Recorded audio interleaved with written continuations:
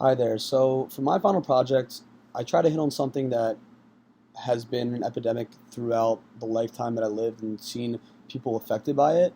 I was going to do the COVID-19 pandemic, but I feel like a lot of people are going to hit on that and experience it firsthand and having it.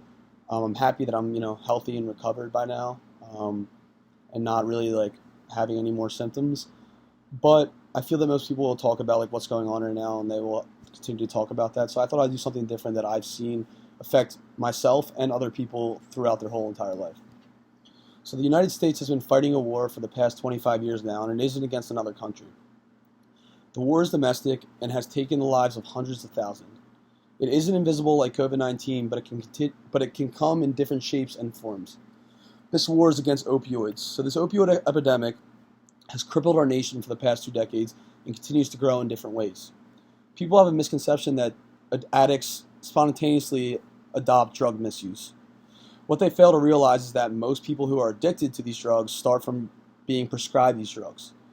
And here are some crazy statistics to show you guys how severe this epidemic is, and I feel like a lot of people don't really know that. So the CDC has reported that from 1999 to 2017, over 700,000 U.S. deaths were due to drug overdose, and 400,000 deaths were due to prescribed and illicit opioids. That's a big stat. And I also just want to go off this. One of the biggest reasons that I did this was because my neighbor, who I was good friends with, his little brother, was addicted to opioids, and I didn't know this at the time, obviously, but it led to an overdose, and it really affects families and lives, and no one really understands the epidemic of this. That this guy was a drug addict. No one really understands the disease or like how it happened.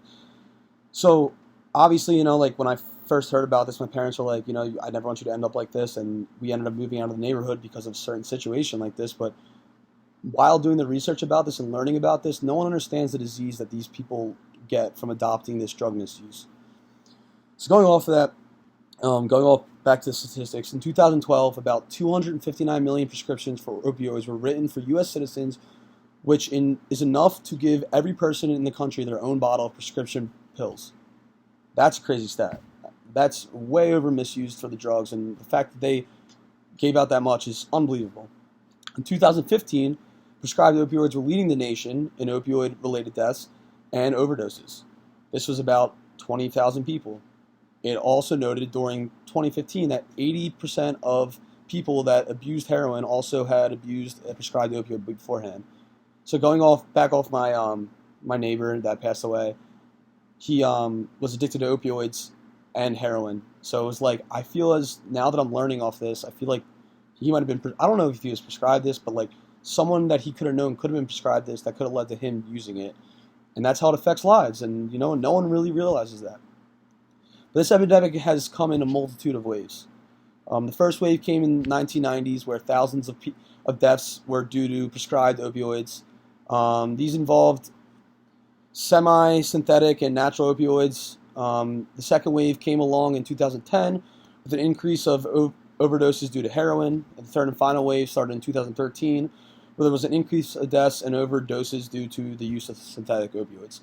This particularly involved the use of illicitly manufactured fentanyl, IMF. Sorry if I pronounced that wrong, but that is where it mainly comes from, the IMF. The drugs that have been involved in a multitude of these deaths and overdoses are methadone and oxycodone and hydrocodone, also known as oxycodone and Vicodin. All of these terrifying statistics come to show that this epidemic is a real issue and isn't going anywhere. It needs to be talked about. I feel as this is not something that is talked about, especially for college students. I feel like this is something that a lot of people see and, just kind of like let it go. I feel like it's bigger than people don't understand, and it really needs to be addressed. Also, to be able to understand this epidemic, we must understand the stakeholders involved. And the major stakeholders are pharmacists, physicians, and manufacturers. The manufacturers that provide these drugs must abide by the risk evaluation and the FDA and the militation strategy implemented by that.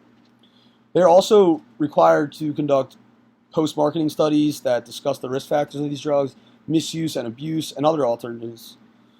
What makes these jobs so difficult is that these guidelines don't specifically outline how much is too much. And the next stakeholders are physicians, and these health care providers are responsible for ensuring that these prescribed drugs are issued for a legitimate medical purpose.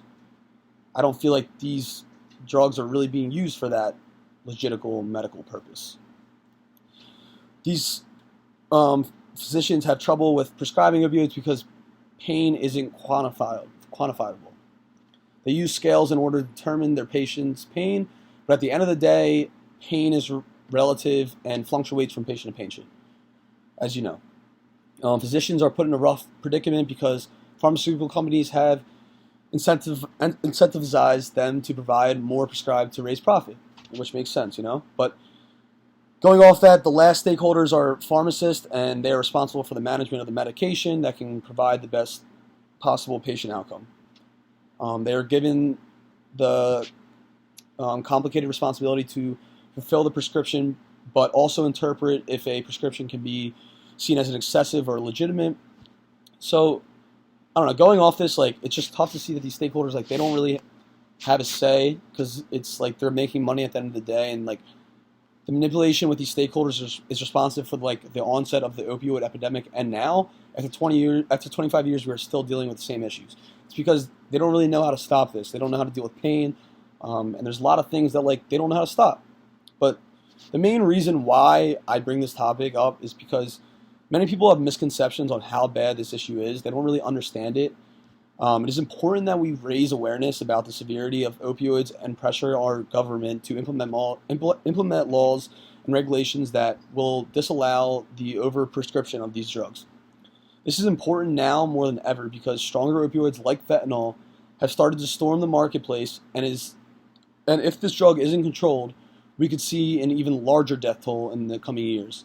And we don't want to see a larger death toll just from a drug. This is something that needs to be addressed and needs to be talked about. This should be talked about in high school, elementary school, middle school, and college. This should be addressed every single day. So this, for my final project, I wanted to talk about the opioid epidemic and really get it out there and express awareness that this is really affecting people's lives and ruining them. Thank you.